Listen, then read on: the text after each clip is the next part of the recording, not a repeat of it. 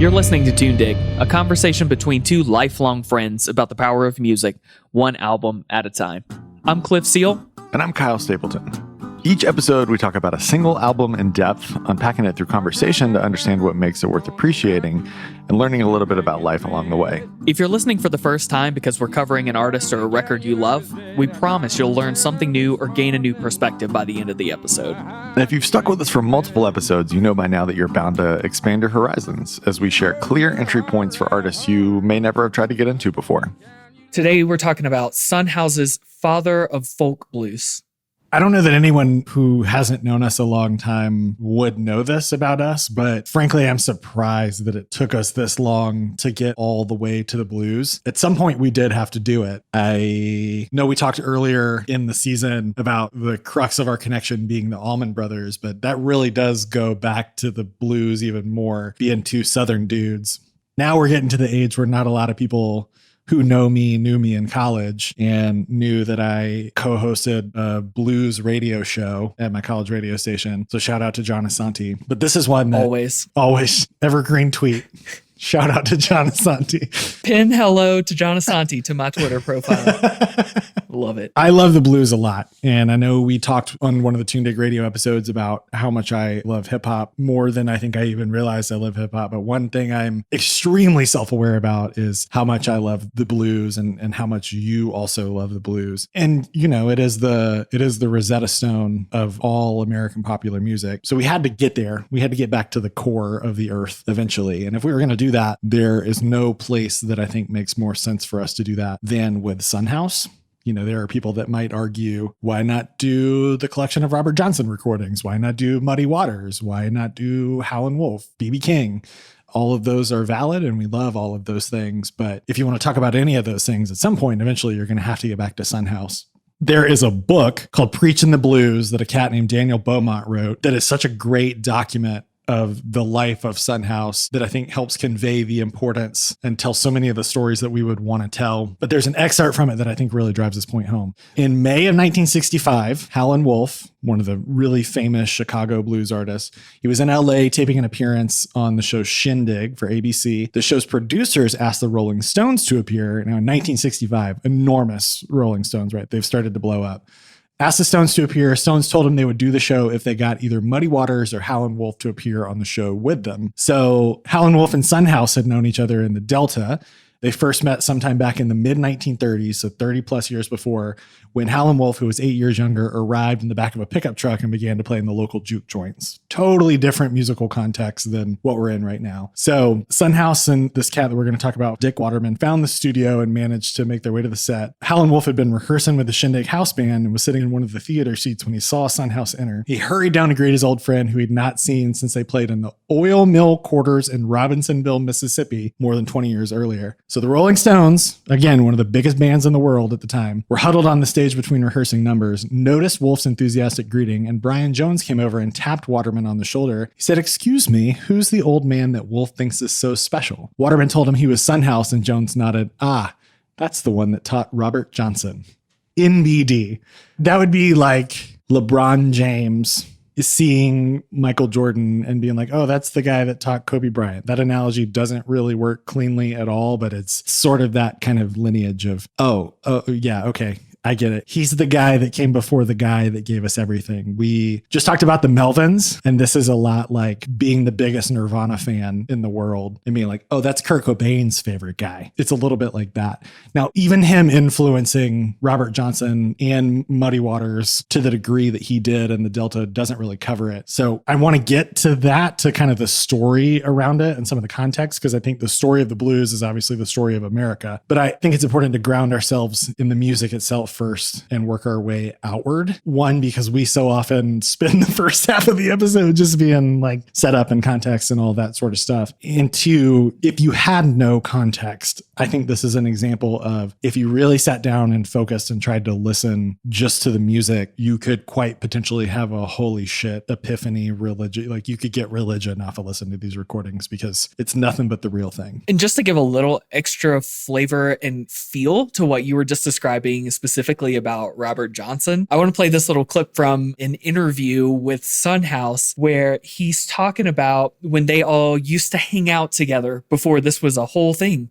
And they were just kind of like learning from one another. And they were, effectively like going around just playing on each other's bills, right? Hitting different clubs, doing like a miniature version of touring, whatever the Delta Blues equivalent of that was. And a couple of times in this clip, he'll mention Little Robert, who he never mentions his last name. He just talks about Little Robert had gone away for a while and then came back and would annoy everybody because as soon as he could find a guitar, he would start playing on it. And he was apparently really terrible at it.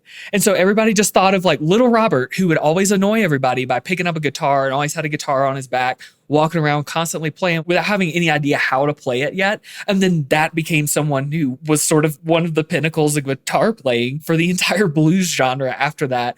But like he never says his last name. It's just Little Robert. He come back with this guitar on his back. And he had 7 strings on it. And I hunched Willie when he was coming through the crowd.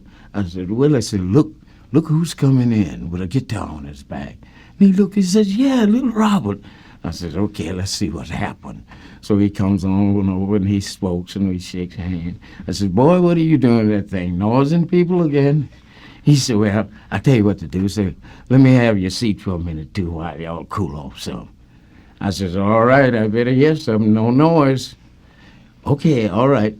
And I got up and let him have my seat, and he started playing. We started on the outside for a cool-off, but it went to sounding so good before we could get out. Then I turned around, I said, uh-oh, let's go back and hear this. And then at the end of the interview, Son House's manager just pops in. It's just like, hey, just a quick note. That would be Robert Johnson. Son's been talking about the past few minutes about Robert without any mention of a last name. This is the great Robert Johnson. I mean, if people called me just Lil Kyle and said that I sucked at guitar, I'd probably make a deal with the devil too. Like, right. Fuck y'all. I'm gonna be the guy. Little Robbie just playing Wonderwall all the damn time, driving us up the wall. I've never really thought about any of the blues guys being the equivalent of the punk guy that pulls out the acoustic by the campfire. Thank everybody. And this is Green Day's Good Riddance. We're going to cut right to the feelings that you're all having about acoustic guitars and just make all the songs about death and drinking. All right. So this record came out in 1965 on Columbia Records, produced by John Hammond, who was Columbia's go-to jazz and blues producer guy. It was recorded over 3 days in 1965 in New York City. So again, extending the tradition of records that we talk about that were just kind of catching lightning in a bottle. So this is Son's last studio recording, but for a long time, it was the only Son House that I'd ever heard. I didn't know there were early days, young Son House recordings out there, frankly. And the only reason that I knew about this, I got to give you your credit, is you had a blog in high school where you posted all kinds of crazy music. It was where I heard Sun for the first time, SUNN, Sun, and Love Supreme. And some of the recordings that are on this record were on the compilation that you shared back then. So I've been listening to this since I was a teenager. And to be specific, that compilation, for what it's worth, was the original Delta Blues with a subtitle of, which this always threw me, Mojo Working. Blues for the Next Generation. Right. Like, well, that's a little academic, but yeah, that was the one I remember because that's the one I came across. So like those were the versions I heard first. We usually shared music by talking directly to one another. This was one of those cases where you kind of like grab something off the top that I didn't know we had in common. Right. Yeah. And we didn't realize it for quite a long time, how Son was like a core blues guy for both of us. To be specific, if you look for Father of Folk Blues on Spotify or Apple Music, you won't find the exact thing. What you will find is Father of the Delta Blues. And really, it's now the complete 1965 recordings are what you'll find. So he cut 21 tracks over those 3 days. And the core of what we're talking about really today is the 9 tracks that were available in that first 1965 vinyl that came out. And if you'll indulge me in nerding out for a second, there is a 200 gram, 45 RPM mastered press. I wish I could remember who put it out, but that's kind of the gold standard. If you want to go all the way with it, I think it's worth spending spending the $50. Normally, I would not advocate this, but it's worth spending that money and going sight unseen. If you have a really great vinyl setup, buying that particular cut of wax and putting it on your nicest speakers really loud. But if you don't have that set up, it's worthy of a really loud headphone listen. I also think, for a bit of contrast, having only heard Old Man Son House for the majority of my life, it's also worth the stark contrast between that and what are called the Grafton sides, because they were recorded in Grafton, Wisconsin. 1930 recordings that he made for Paramount. He accompanied Charlie Patton on a trip to go and record. So there are a couple things you hone in on. Of those sides, I recommend listening to a song called Preaching the Blues to hear his younger, fuller, less destroyed by time and alcoholism voice.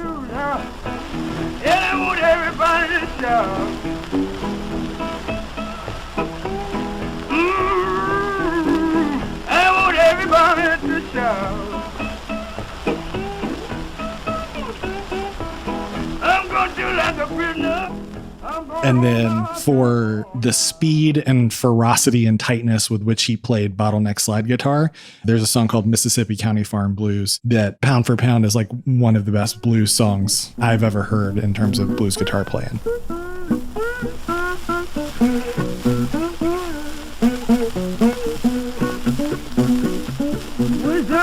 What a baby my mama loved. Wish I what a baby my mama loved. Wish I what a baby in my mama loved. So with that, let's talk about the undeniable pure power of some of these songs. Where would you start? Should we start at the top with Death Letter? I mean, we certainly can. I think we usually try to avoid the start here with the top single.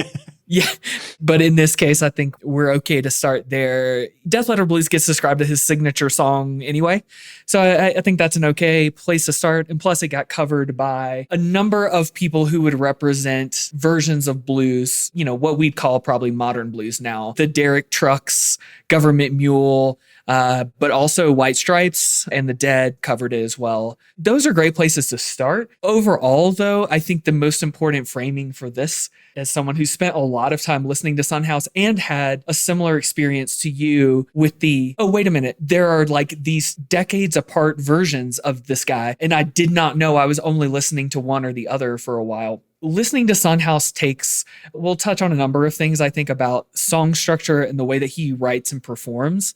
But, you know, you mentioned good, loud headphone listening. The reason you do it here is similar to the way you would do a Led Zeppelin or somebody who really does or even a Steely Dan. There we go. Someone who did meticulous studio work. And it's ironic here because Son House was anything but meticulous. Right.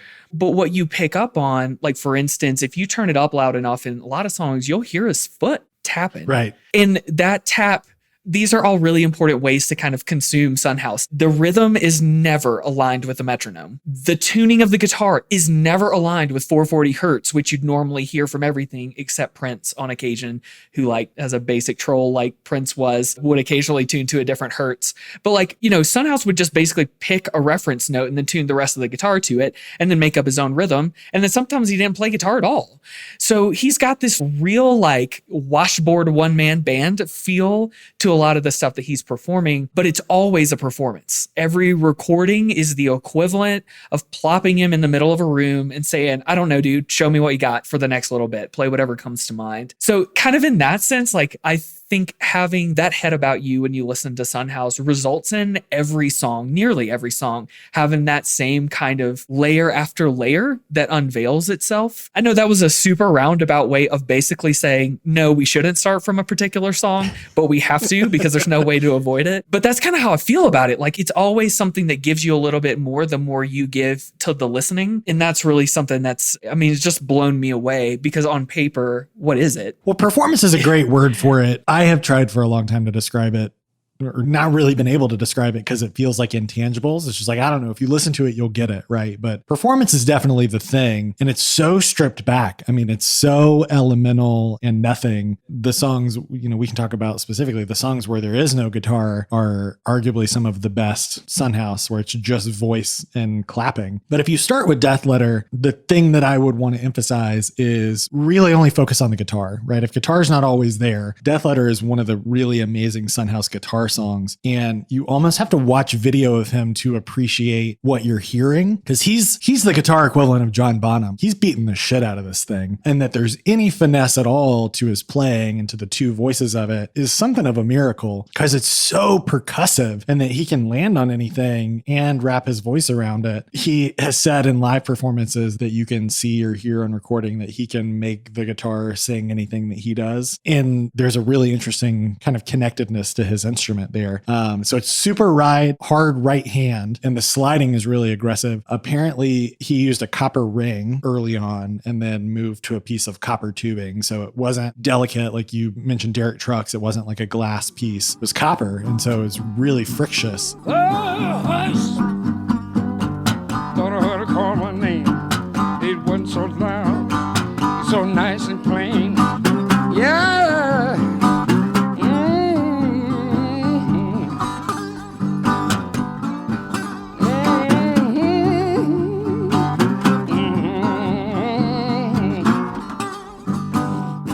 And then you listen to Death Letter a couple times through, just focusing on the guitar, and it really can be kind of consuming to do that. And then you switch to the vocals, and there's like 10 verses on this thing. And if you listen to all the different versions that he ever did live or whatever over the years, they're never quite exactly the same two times. And I think that was one of the coolest blues tricks that Led Zeppelin ever picked up, where it was a little something different every time, but you were evoking kind of the same thing. The lyrical content of the song is crazy. I mean, my wife and I were just talking the other day, like, can you imagine getting a handwritten letter in the mail telling you that the gal you love is dead?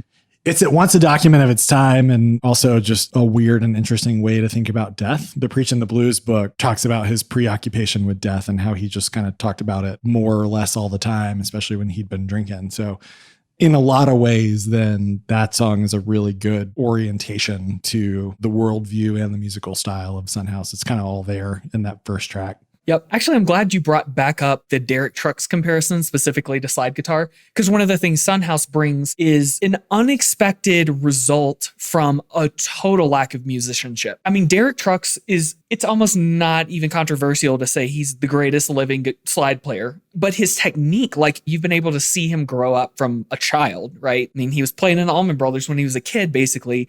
And so he has some of the greatest technique in the world.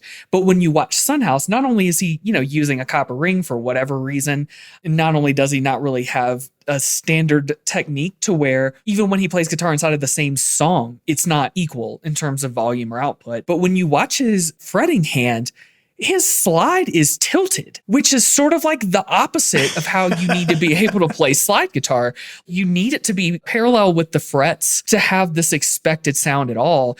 And somehow he manages not only to have a unique and powerful playing style, but in a way, and here's a comparison I didn't really expect to make until really recently, he actually plays guitar a lot like some of the post-hardcore revivalists of the last 10 or 15 years, where instead of necessarily putting lead lines together, they're kind of hooking riffs with abrupt separations, like a lot of dissonance to kind of break up a riff and go back into it.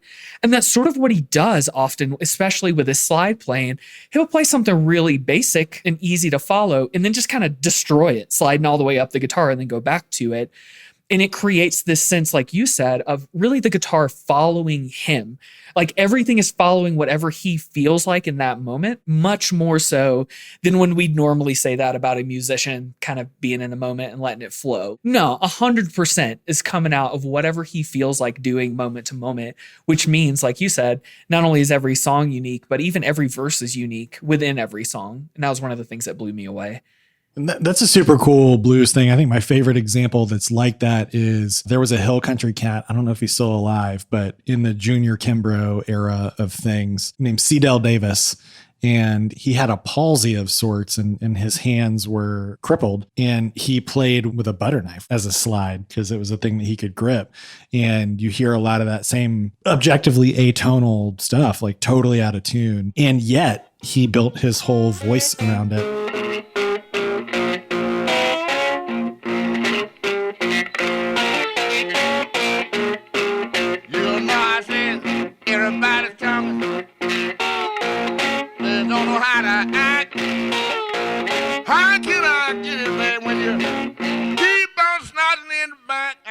And I don't think there are a lot of genres or, musical modes of expression where that's as acceptable as it is here. But it's really all about having your own voice. I mean, there is something super punk embedded in the core of that idea. And it's also the Johnny Cash, we'd play faster if we could. These guys, I don't think spent much, if any, time being academic about this is the kind of guitar player I'm going to be or anything like that. So I think there's a huge musical lesson embedded in that. Just fuck around and see what happens.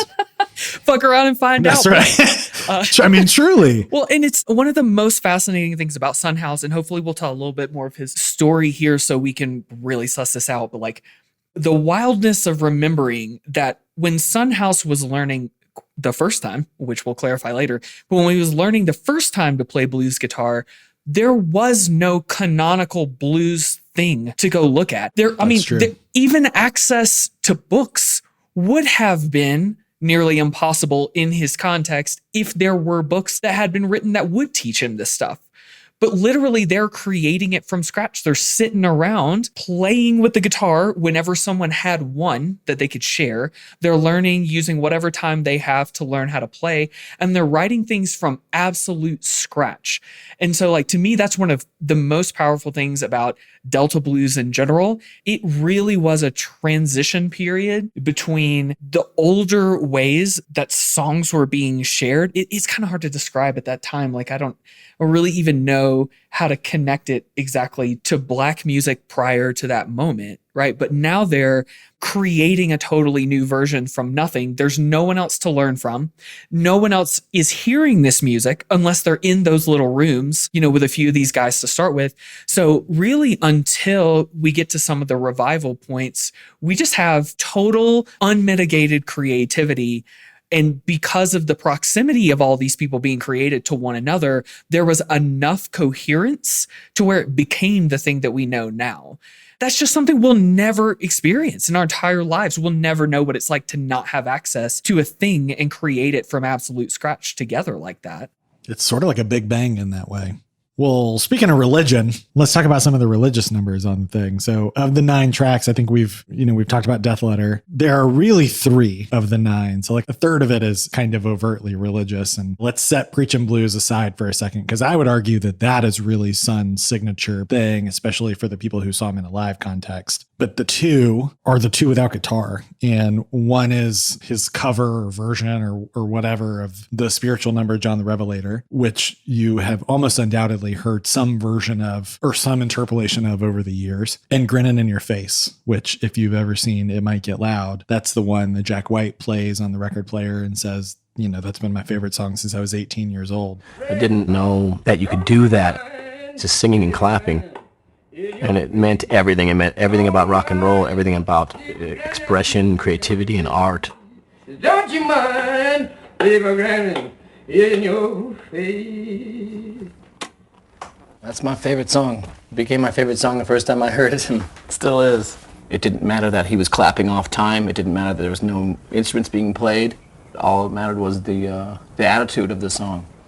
Those are the opportunities not only to get into that headspace of Son, like any good Southern man of the early 20th century, grappling with religion and good and evil and all that sort of stuff. But I think specifically they're an opportunity to really punch in on Son's vocals.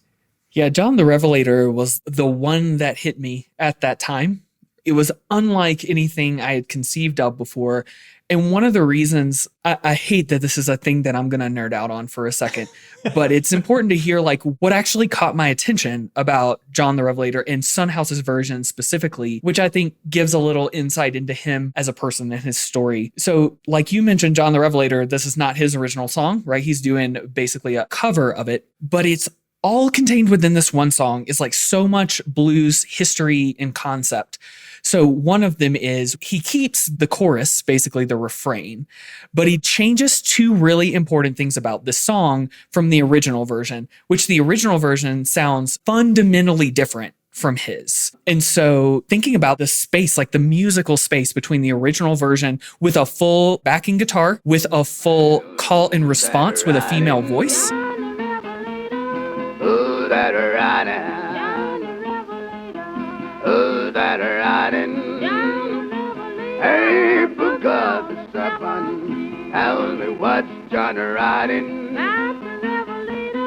What's John riding? What's John riding? And now Sunhouse is making a version that's just him and no guitar, and he's just setting his own rhythm and kind of yelling about it. So not only does he change it from being a call and response song, which is an interesting choice because that's sort of like the whole point of that back and forth feel, right? Who's that riding? So he changes the feel of that entirely to be from the position of one person, which is interesting because the song itself is about John the Revelator and his whole perspective about things that happened. The second thing, and here's where like, bear with me if you're about to check out, because like this was what caught me. And then I learned to appreciate everything else about Sunhouse. He changes all the lyrics to all the verses, because in the original version of John the Revelator, quite literally John the Revelator is related to the person John who wrote the book of Revelation at the end of the Bible. So that's where his name comes from. There is a little bit of disagreement about it, but for the most part, it's assumed that John the Revelator was also the writer of the book of John. But the original version of John the Revelator focuses on what gets told in Revelation. It's extremely spiritual, and to be honest with you, very dark, and fire and brimstone is the way that we would describe it now, which had a very different cultural context back then. So the original version was much more of like a traditional spiritual song that was kind of non-controversially talking about a single book of the Bible and talking about some weird end time stuff. Well, Sunhouse takes out all of the verses about the Revelator part of John and instead infuses verses from the book of John or the Gospel of John, which, you know, has 4 analogs. There are 4 Gospels. And so him bringing in the stories of like Jesus being resurrected and Mary and Martha were there, like none of these were in the original song. And in fact, in a way, it doesn't make any sense to be talking about John the Revelator writing this book because he literally didn't, in terms of that wasn't his name in that context. So we went all the way down the rabbit hole on a book of the Bible here. But my point of it is like, it draws out so much about Sunhouse because that's when I was like, what's he saying? What's kind of the point of this thing? And that's when I learned so much about, oh, this guy, this is a preacher. So he was a preacher. He turns into a bluesman. He sort of never really engages with like, oh, is it hard to balance the two? He never really seems to care about that. He just sort of says like, I do both. I flip between them if I so choose.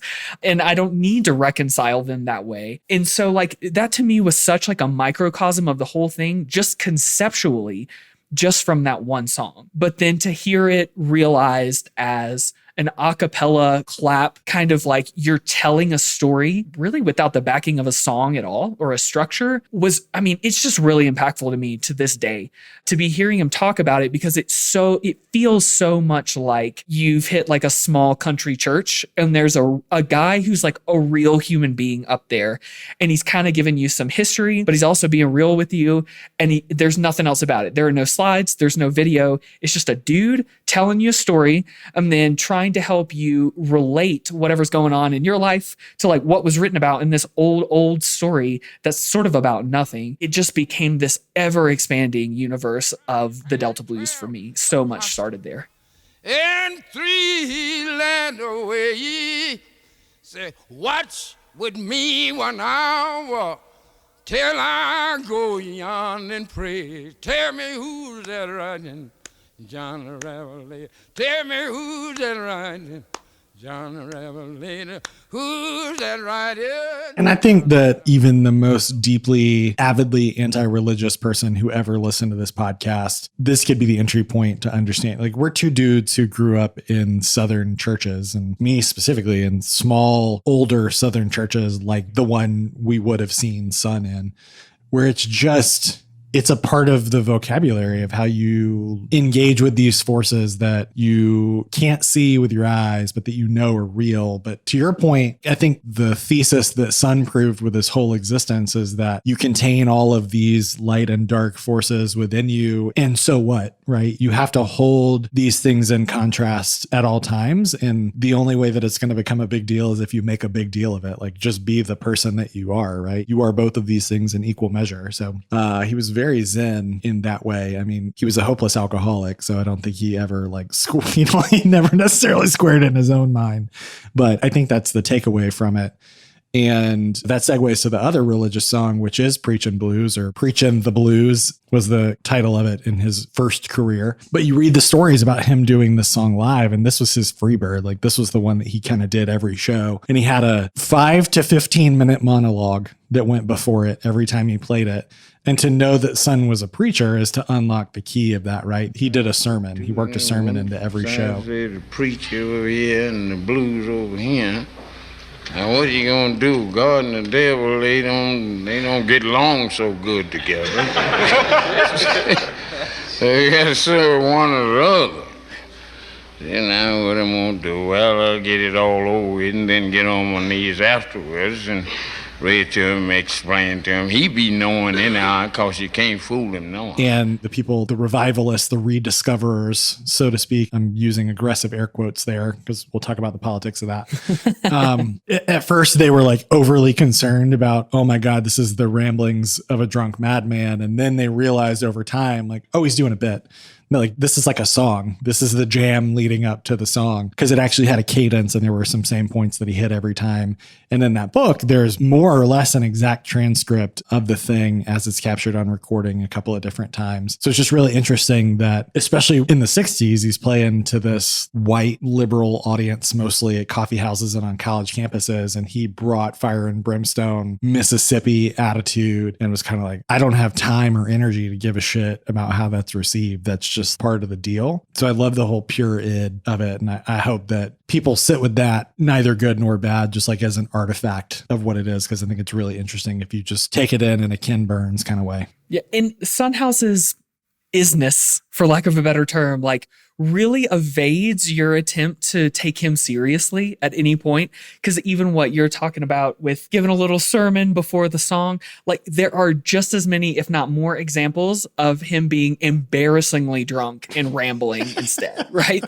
So it's just like at every point, even down to the fact of like, to me, nothing is funnier than the fact that Son House outlived basically everyone who would yell at him for being just an abject failure. Right? There are literally videos of people telling him to shut up in front of audiences because he's just yelling and drunk.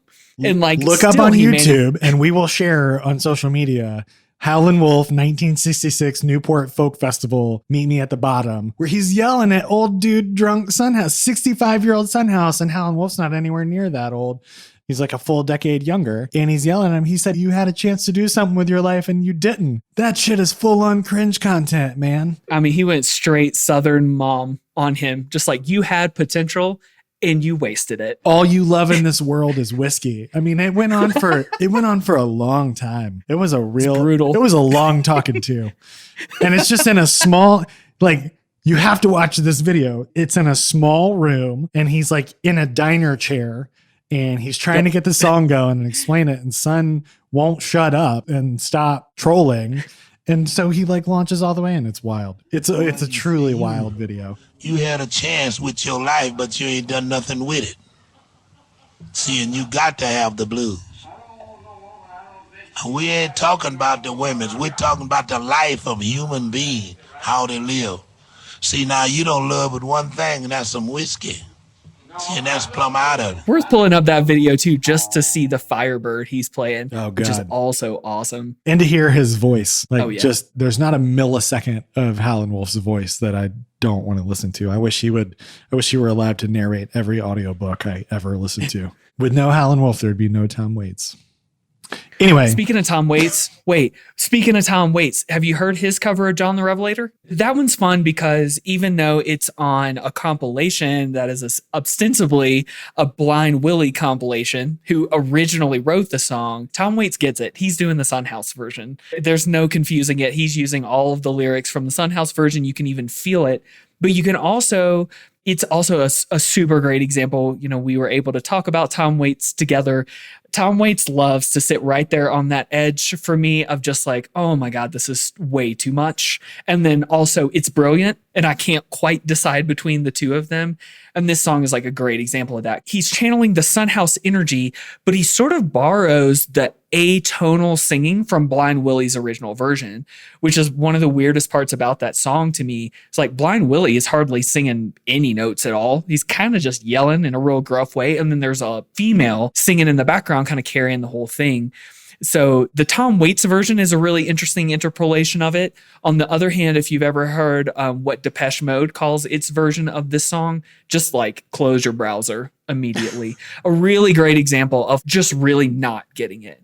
Because they like use it as a palette to be like, religion is stupid, which is like, okay, but you're sort of missing all of the nuance of the song that you're using. and also in the blues, maybe. You did Personal Jesus, so just leave that shit over there.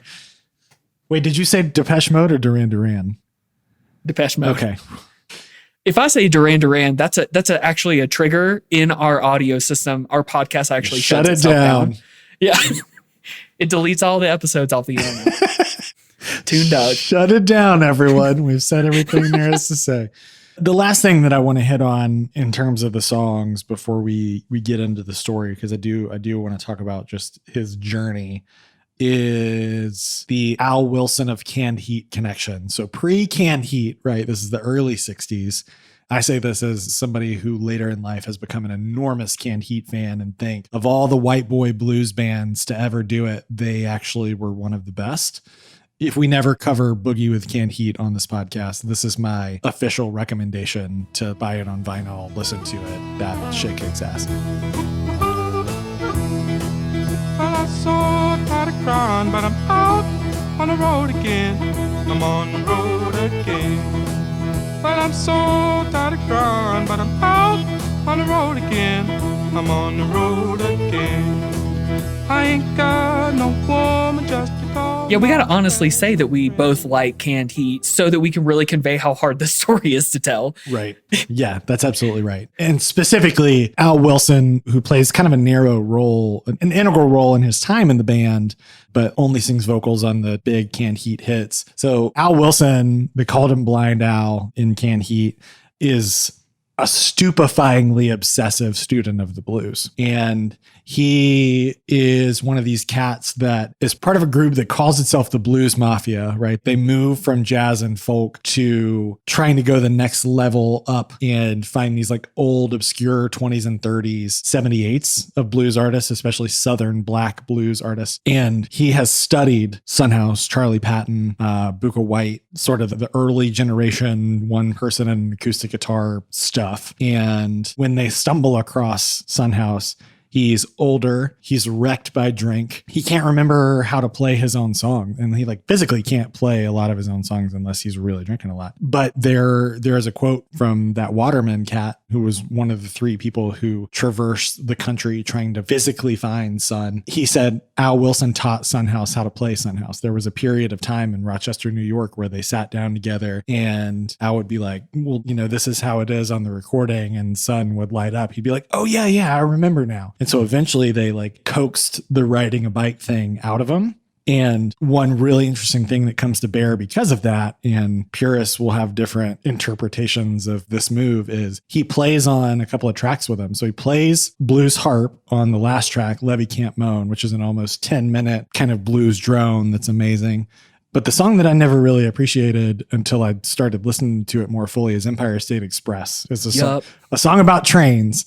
And I wasn't even really thinking that hard about it until I started listening and realized that there were 2 guitars on this thing. The same way that I missed that there were 2 drummers in the Allman Brothers originally. There's fully 2 guitars, and it took me half of one listen to be like, all right, which one is Son and which one is Al Wilson? And there's one, I think, in the right channel that's scrapey and aggressive and punky, and you're like, oh, well, that's Son. And then there's kind of higher up on the fretboard, more smooth and metered, but it's sitting back in the pocket, and it's just kind of like creating a framework for Son to go off of. And so that's a little 2 guitar jam, I think somewhere toward the middle of the cuts. Is that, I think that ends side A on the record. Yes, the engineer blowed the whistle. Farming round, farming round. What else about this story interested you? Because I think we're both familiar with it. I think we both don't want to go kind of word for word, especially because like if you're going to go that deep, just read the book. Sure. But it's hard to kind of give the right summary for it, especially kind of beyond what you've mentioned here, where it's like you get that weirdness of early 20-something teaching Son House how to play his own songs and probably doing some very odd sense of like, okay, it's like this, but then if I played it more like you and wasn't quite as good a guitar, here's probably what it would sound like instead. So try to play it that way. Well, maybe I'll say like the part of that story that kind of makes me really stop and think is after they've taught him a little bit and they've convinced him like, hey, actually there's like an entire audience. There's a market of people who want to hear from you. And they don't care if you feel like you're old or, you know, like you mentioned, he's got a tremor, so he's got to be drinking some to be able to play his own music at all. And there's just like this ready-made market that you can drop Son House into. And I kind of reeled, especially in modern years, like hearing that part of the story and just thinking like, it's not just that Son House used to play for a Black community. And then in this new world where he gets rediscovered and re-records and gets put on bills, he's now playing quite literally to like all white people. It's not just that, although that in and of itself is pretty wild. But then the idea of like, actually though, he lived outside of like a capitalistic way to make art entirely first, and then was dropped squarely into it as an asset. Like, hey, dude, you actually have a thing that has value, but since you didn't know the right people, no one has been paying you for this entire time. Like, we have come to let you know that there's a whole part of the American market that's willing to give you money if you'll do what they say and come play in their houses and come play the music they want in the lineups that they want. And it's just this very uncomfortable but extremely accurate portrayal of some of the stuff we've talked about, including in like the Cream episodes, of our experience of blues as people alive right now is inextricably linked from white people trying to sincerely figure out how to keep it going. And like, there's just no way for us to go back and sift those things apart. And Son House gets us the closest because there's a literal decades-long gap between the two experiences. And it's such a fascinating place of music highlighting our history. I feel like we discover it every episode. You know, music is telling us stories all the time. And to me, that's one that really just kind of catches me. And I end up just kind of sitting there and thinking about it for a bit. I want to point to one excerpt from the book and then skip rocks over a few of the highlights of kind of his arc that get us there. So bear with me for a minute. There's an excerpt where they say, despite the fact that earnings from touring must have been a significant piece of income for House and his wife, Evie, strangely enough, according to Waterman, neither seemed to care that much whether he worked. As Waterman put it, if I found work for him and came and picked him up and took him out on the road, that was okay. If I left him alone and didn't call and didn't come, that was okay too. Neither one of them had any strong feelings on it one way or the other. And Son had no feelings of being a well-known artist. He had no sense of celebrity. It kind of reminds me of Sturgill Simpson starting his career so late because he was from Kentucky and everybody played bluegrass guitar there. And it's like, well, who the hell am I to ever be a person to make $1 million doing what everybody does on their porch on Sunday night? Like, it's just a fundamentally different orientation to the reason that you make music. To your point, right? It just kind of never even occurred to him I don't think. Like, even when he recorded those first recordings in 1930, I think it was just because he liked to hang out and drink whiskey with Charlie Patton. I don't think he was ever like, I'm going to make money on this. I mean, the culture around Black people specifically being able to do anything like that in 1930 was so fundamentally different. So it's a hard headspace to even start to get in. So some of the steps that I think speak to the point, which is we came so close to having no exposure to Son as soon as he died anyway. He was born in 1902 near Clarksdale, Mississippi. He and his father both were religious dudes and musicians in differing measures. He hung out with Charlie Patton, and that's kind of part of the story. The other interesting part of the story is his brushes with the law and things that kind of took him off the grid for a little while. In 1928, he shot a dude at a house party and was sentenced to 5 years at the Mississippi State Prison, known as Parchman Farm. If you've never read about Parchman Farm, that's a piece of American history you absolutely should know about. There's a lot of blues lore and songs around Parchman Farm. And then he recorded some with Alan Lomax in 1941, I believe. He was a tractor driver on a plantation in 1941 as a sharecropper when Alan Lomax and John Work III came by for a Library of Congress study and recorded Son House, Willie Brown, Fiddlin' Joe Martin, and Leroy Williams at the Clack Store, a commissary and train station. And you can actually hear the locomotive in the background. Lomax later said, of all my times with the blues, this was the best one. So there was a recognition then. And then the dude drops off for 20 more years. There's some time in there in the 1950s where he winds up in a labor camp. Nobody really knows how, on Long Island in New York. He stabbed and killed a person in self-defense. As best the anecdotes can tell, many, many years later, it's because he was older and from a different part of the country. And so they thought he was a target and tried to attack him. And he poked back because he'd already killed a dude once before. He had to do what he had to do. So he argued self-defense and that case was dismissed.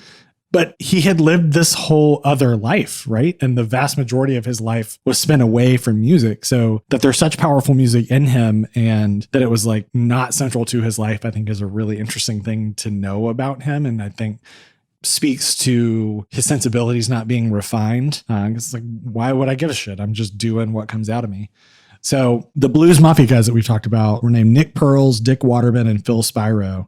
Pearls was from New York City. Waterman and Spiro were living in Cambridge, Massachusetts, and they're in their mid-20s, right? So upper class, Jewish, academic type dudes. I love the preface about them. They sought early American cultural expressions uncontaminated by the quote unquote culture industry and its drab middle class sensibility.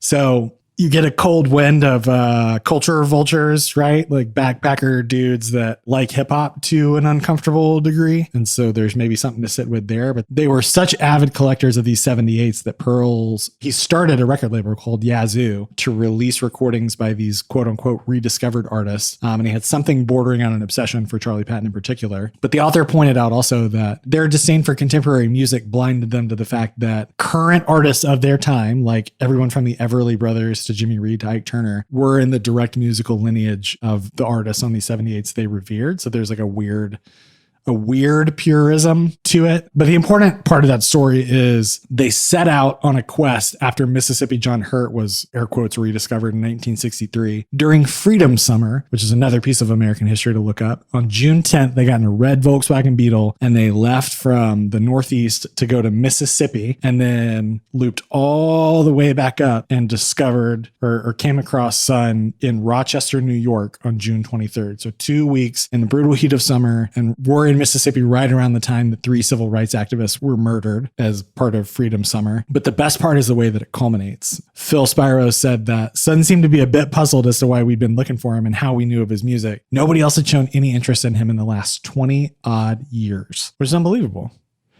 So then there's, they book him for live gigs. They got him on the Newport Folk Festival bill that year in 64.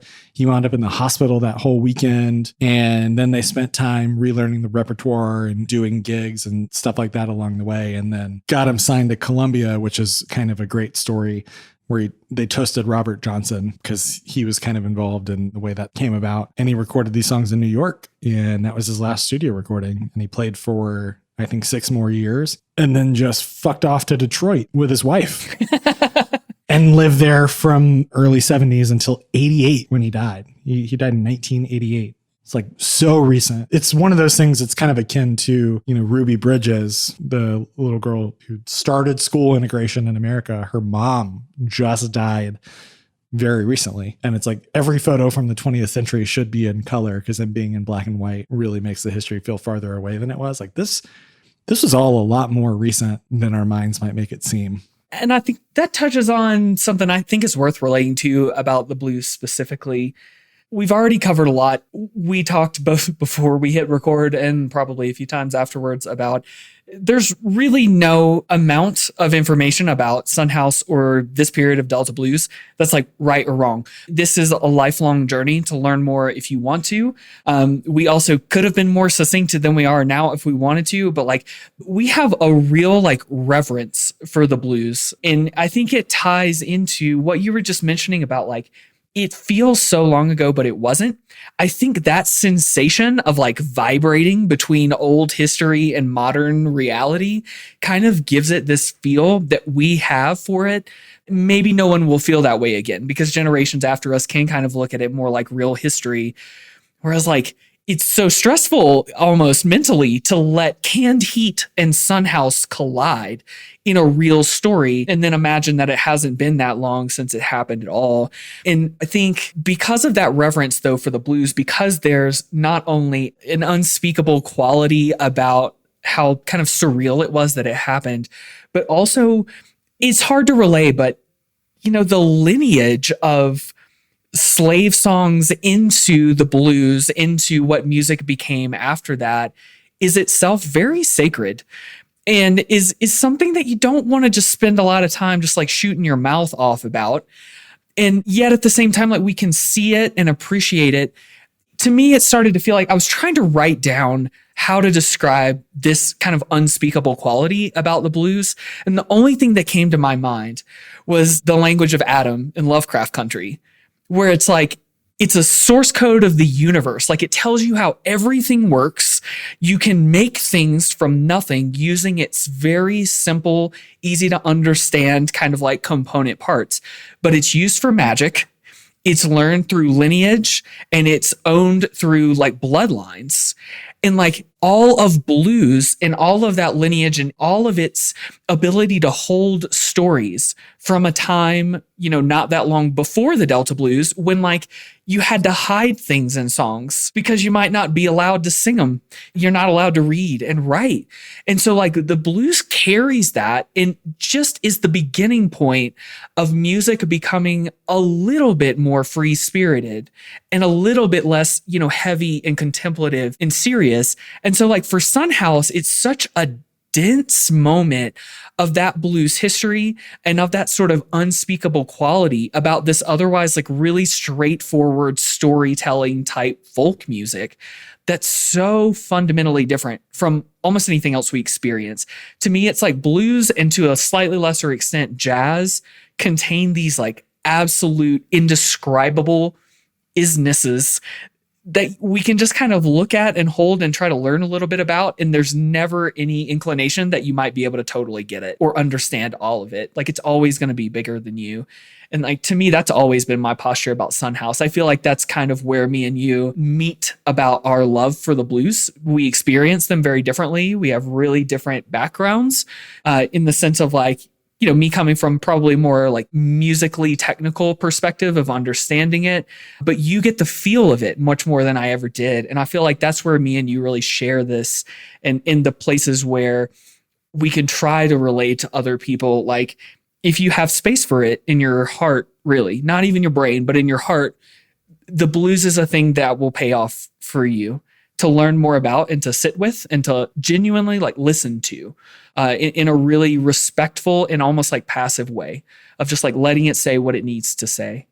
Yeah. To end where we started, I think it's important to reiterate with a finer point that everything you need to know about life and where we are right now as human beings, and also everything you've ever loved musically in some way, is all embedded in this, as you put it, source code. So it's worth your study, and hopefully it ignites something in you. And it's not a one-time thing, but it's the start of, oh man, this is a well I can keep going back to again and again and again, and enriching myself as a person and as a fan of music will come in equal measure the more invested in this stuff that I get. I really don't think there's a better use of your time musically ever than the blues. So enjoy.